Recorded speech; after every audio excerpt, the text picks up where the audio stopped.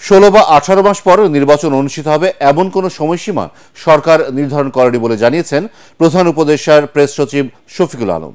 তিনি বলেন, অন্তর্বর্তী সরকার কতদিন থাকবে, কবে নির্বাচন হবে তা নির্ধারণ করবে দেশের জনগণ। জাতিসংঘের 79তম সাধারণ পরিষদের অধিবেশনে প্রধান উপদেষ্টার সফর নিয়ে আয়োজিত সংবাদ সম্মেলনে এই কথা জানান তিনি। রাজনৈতিক দলগুলোর সাথে অন্তর্বর্তী সরকার আরেক দফা সংলাপ করবে বলেও এ সময় জানান প্রেস সচিব।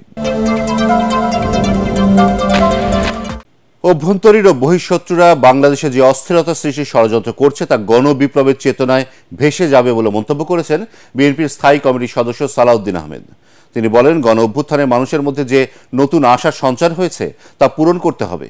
পতিত স্বৈরাচার ও তার দোসরদের দৃষ্টান্তমূলক বিচার করতে হবে।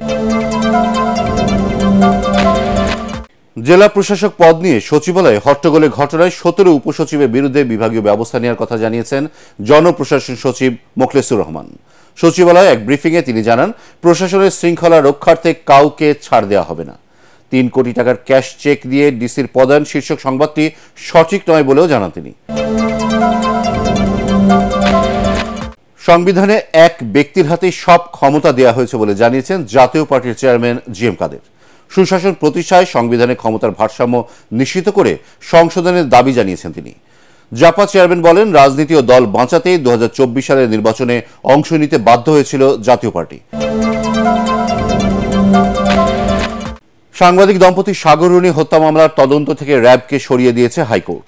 বহুল আলোচিত মামলাটি তদন্তে টাস্ক ফোর্স গঠন করে 6 মাসের মধ্যে প্রতিবেদন জমা দেওয়ার নির্দেশ দিয়েছেন বিচারপতি ফারাহ মাহবুব ও বিচারপতি মাহবুবুল ইসলামের দ্বৈত বেঞ্চ।